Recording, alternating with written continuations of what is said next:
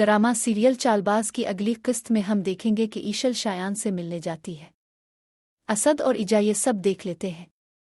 असद घर आकर खूब हंगामा खड़ा कर देता है और आशिर से पूछता है कि ईशल कहाँ है, जिस पर आशिर जवाब दियत अलिफ है कि वो अपने कमरे में है। असद दोबारा पूछता है कि क्या तुम्हें पूरा यकीन है? आशिर पूरे अतुम, मगर हकीकत इसके बिल्कुल बरक्स होती है। ईशल कमरे में नहीं होती बल्कि वो बाहर गई होती है। कुछ देर बाद जब वो घर में दाखिल होती है तो आशिर इसे देखकर हैरान रह जाता है, जैसे इसे अपनी आंखों पर यकीन ही ना आ रहा हो। असद ईशल से सवाल करता है कि तुम कहाँ गई थी? ईशल कोई जवाब नहीं देती। असद इसे सख्त सुस्त कहता है और इल्ज़ाम लगाता है कि सच सच बताओ अलिफ। ईशल परेशान होकर कहती है कि असद भाई मैं कोई साजिश नहीं कर रही। मैं भला आपके खिलाफ क्यों कोई चाल चिल्लाऊंगी? आपको मुझ पर यकीन क्यों नून हैन है? मगर असद उसकी एक भी बात सुनने को तैयार नहीं होता। दूसरी तरफ आशिर भी हैरानी से ऐश लाम को देख रहा होता है, क्योंकि इसे मालूम ही नहीं होता कि ईशल शायान से मिलने गई है।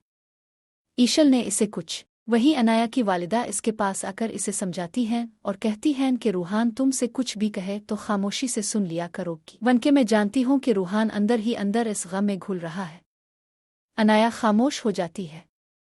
तब इसकी माँ मसर्रत बेगम कहती हैं कि मैं जानती हूँ रूहान आज भी तुमसे मोहब्बत करता है और दिल ही दिल में तुम्हारा गम दबाए बे डीएनए वाले मामले पर वो सोच भी नहीं सकती थी कि रूहान उसके किरदार पर शक करेगा, और वो भी इतना कि डीएनए टेस्ट तक बात पहुंच जाए।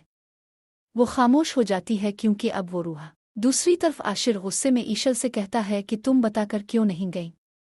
ईशल कहती है कि मैं क्या बताकर जाती?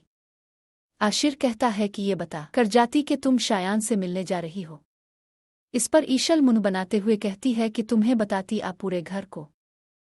शर खामोशी से इसे देखता है और कुछ देर बाद कहता है कि हाँ तुम्हें पूरे घर को बताकर जाना चाहिए था कि तुम इससे मिल। ईशल हैरत से आशिर को देखती है जो इस पर गुस्सा करने लगता है और उसकी कोई बात समझने को तैयार नहीं होता। अभी सुबह ही तो इसने ईशल से कहा था कि वो हर हाल में उसके साथ है, मगर अब इसका बदला हुआ रवि है देखकर ईशल दंग रह जाती है। इसे समझ ही नहीं आता कि वो आशिर को कैसे सीन। वो सिर्फ शायान को समझाने गई थी ताकि वो इसकी बातों में आ सके और इसे आयशा के खे। आप सब क्या सोचते हैं? क्या आयशा इस बार अपनी चाल में कामयाब हो पाएगी या इस दफ़ा ईशल कोई नई चाल? कमेंट्स में अपनी राय का इजहार ज़रूर